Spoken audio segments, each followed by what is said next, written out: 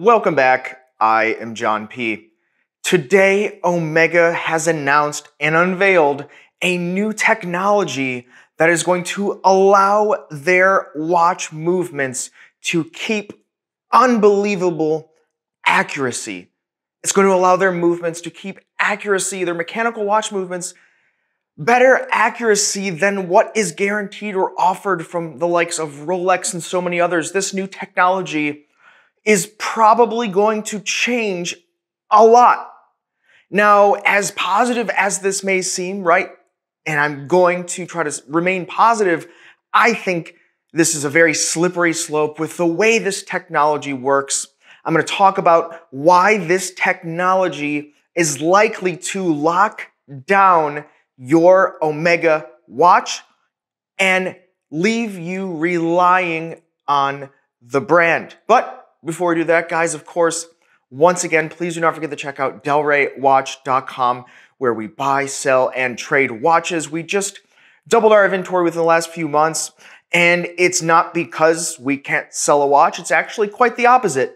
The watch market seems to be picking back up for kind of the non-blue chip brands, the more enthusiast grade brands, and we hear this across the board as well. So we're very fortunate that we've always strived to offer different things that different watch dealers and purveyors maybe were not offering. So enthusiasts, check out delraywatch.com where you can find a very cool, interesting, or unique watch. So what did Omega unveil? This is the new SPY rate technology. Now, the new SPY rate technology is a patent-pending mechanism that allows the watch movement to keep time within 0/+2 seconds per day. This is truly amazing because, for example, on most watches today, modern Rolex is going to be -2 +2 thereabout, and then you start getting into some of the other brands and it gets a little bit wider than that. So 0+2 seconds per day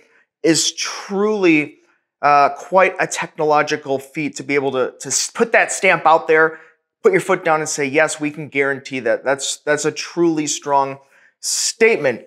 Now, interestingly enough, this particular mechanism, the way that they did this is it uses a special key that a watchmaker at Omega can use that's going to change the stiffness on the spot of the watch movement where the hairspring is connected. So by changing that stiffness, that can further adjust the movement to keep better timing. And of course, this movement is going to be first shipped in the 9920 column wheel chronograph movement, a coaxial movement from Omega, which is going to be the first movement to feature this new technology. This is going to be an improved version of the movements that they're already using in very similar watches because, yes, this movement does come in a new watch. This is going to be a Speedmaster Racing. There's a current variation or a couple of variations on the market. Now there's going to be this new variation of the Speedmaster Racing, and it's going to be called the Super Racing Omega Speedmaster.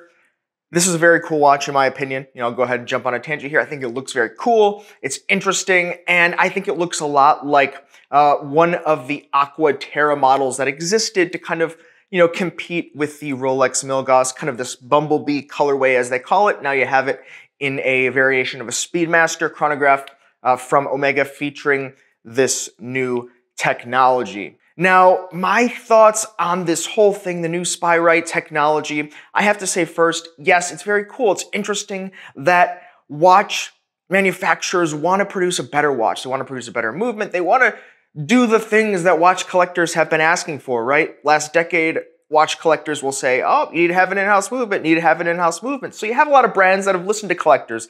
And by the way, I'm wearing an Omega, I'm wearing an Aqua Terra Good Planet in titanium, 38.5 millimeter size. So I am actually quite a fan of Omega. I like that they listen to collectors, but I think we're at a point here where we have a bit of an issue. And the issue is to adjust the watch using this new SPY rate technology. It's going to require a key from a watchmaker. Of course, the watchmaker is going to be an Omega watchmaker, and this is going to allow that particular mechanism to be adjusted. Now, I've looked at the pictures, I've read some of the articles and reviews and some of the literature. It looks like, yeah, you're going to need that key.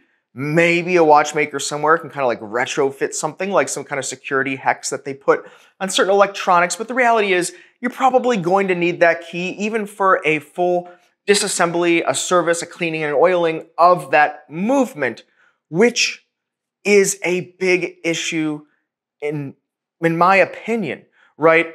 When you get a luxury watch, right? You buy a luxury watch.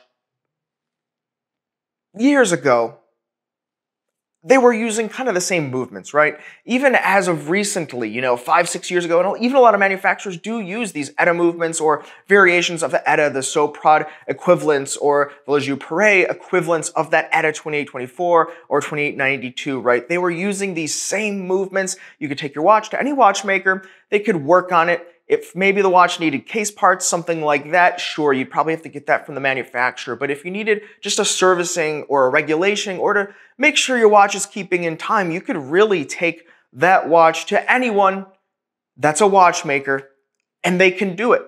They can do it because it didn't require special things to accomplish this. And what we have here is we have the first step at where if you want your watch to keep timing that it's capable of from the manufacturer with the technology built into the watch, you are going to have to send it in to Omega to be able to do this.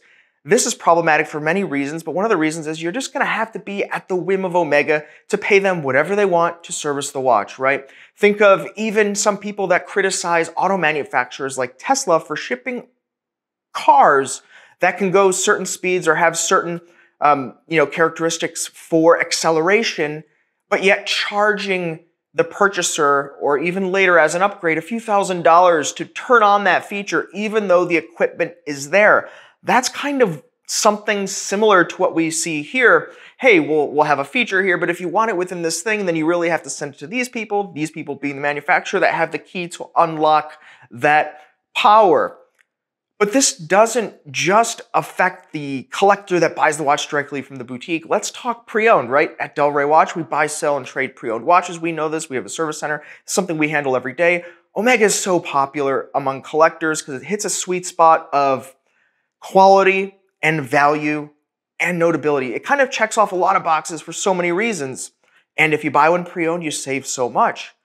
Well, now let's look at this watch here with this new technology. If you need that key to be able to get that watch within certain specs or be able to service that watch potentially because that part needs a key to remove it so you can get a full disassembly, likely the case, well, now the watch really has to go to Omega, right? Now the pre-owned dealer, whether it's us, whether it's a company larger, think the marketplaces or anything like that, right? Think even the authentication services that marketplaces like eBay use that take apart the watches and look at certain things. They're likely going to need the key. We're going to need the key. Where's the key going to be available? Not to us. It's only going to be available to the Omega Service Center. And that's problematic because as pre-owned sellers want to be able to offer various third-party warranties and kind of help the customer as a one-stop service and stand behind that product. But if watch dealers can't get the key, they can't warranty it, which doesn't mean they'll have to stop selling Omega watches. It means the watch will have to go to Omega and have a service done there, which means, unfortunately, those costs have to get passed on to the end sale price of the watch, the consumer, thereby effectively increasing the resale price of the watch. We see a very similar end result with Rolex in the way that they are entering the pre-owned segment by kind of forcing those authorized dealers to send the watches in for service before selling them as certified pre-owned. Well, Omega's taking a different route here, seemingly, in just saying, well, we're just going to put this piece in this watch that's going to be problematic for so many reasons. If you want to adjust the watch, you want to use the capabilities that are inherent to the design of the watch, well, you have to send it to them to ensure the capabilities of that.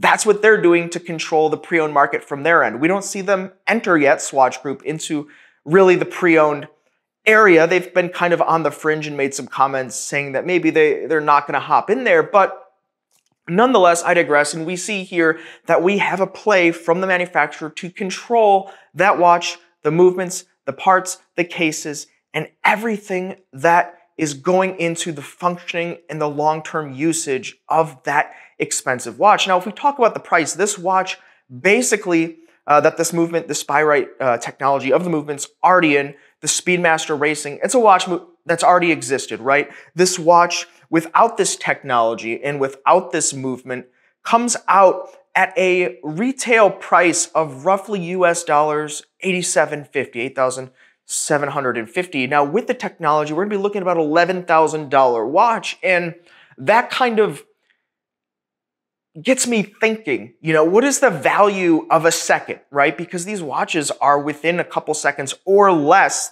theoretically, of the previous version of the watch that didn't have this technology, right? It's like, are you willing to cut a check right now for 2,000 some odd dollars to save a second per day? To be 1 second less late for something you were going to and you looked at your watch, and can you even notice visually the second? No. So that takes us down to the question of, are you willing to cut the same check today to be able to tell somebody or show somebody that your watch is 1 second per day, potentially more accurate than theirs, unless, of course, they have a watch with a similar rating and specification or technology as this, maybe in the future? That's only an answer that you can provide. Personally, I don't think that it's really worth it, because something to keep in mind is, as phenomenal as this technology seems and novel and interesting, oh, hey, let's adjust this movement in a different way. These ratings, these tests, whether it's Matos, Kosk, they're done by some little dainty guy in a laboratory, in a workshop in Switzerland with very precise, tiny tools and instruments. He's sitting on a pillow. He's very stress-free. He's in a very peaceful environment. He's not taking that watch and testing it at the top of a mountain. He's not running around on the field at his child's soccer game coaching. He's not fighting around with his friends horse playing at the bar on the weekend. That's where these watches really get worn, right? He's not testing them on a racetrack. He's in ideal, perfect situations for a pretend human that doesn't exist unless, of course, you never leave your bed. But in that case, the watch is not being wound with the automatic movement anyway, and it's a whole different conversation. So I guess what I'm trying to drive home here is these ratings are very subjective in the way that they play out in the real world, right? We'll have customers send us a brand new watch from any of the manufacturers, and it might be a couple seconds off, whether they wear it upside, downside, dial up, dial down, all these different positions. So many factors come into play. So it's really theoretical from my perspective whether or not this watch is going to be more accurate. It's like under the perfect condition, it would be, but does the perfect condition ever exist for anything ever? I think it's a slippery slope for the ownership reason. In summation here, I think that if we lose control of that watch that potentially you saved up for your hard-earned money and you can't control what to do with it, do you really own it? Do you really own it? I'll ask you that. Leave in the comments below. What do you think about that? I know there's differing opinions with kind of all this legislation out there, right to repair. Different countries have passed different laws, specifically with auto manufacturers. Not gone into Swiss watch industry as of yet. So I'll ask you that, comments below. What do you think about that? But also, like, what is the value of having 1 extra second per day theoretical, precision? Is it worth that extra price tag to you? I would love to see it and hear it in the comments below, because in addition to, kind of the right to repair, that ownership reason there and the control of the brand, wanting that control of the watch, I think it is a slippery slope, because with the way that mechanics works, it's just not going to be 100% perfect timekeeping for mechanical object, especially being used. That's unrealistic, and I think it does create a slippery slope and an unreasonable expectation from watch brands going forward that will only increase the price of the watch for things that maybe we as watch collectors don't even care about. So that's why I'd love to see it and hear it in the comments below. Guys, please do not forget to check out delraywatch.com, where we buy, sell, trade watches. Also, you can find me on Instagram, The Real John P. Thanks, guys. We'll see you next time. You've been chatting with John P.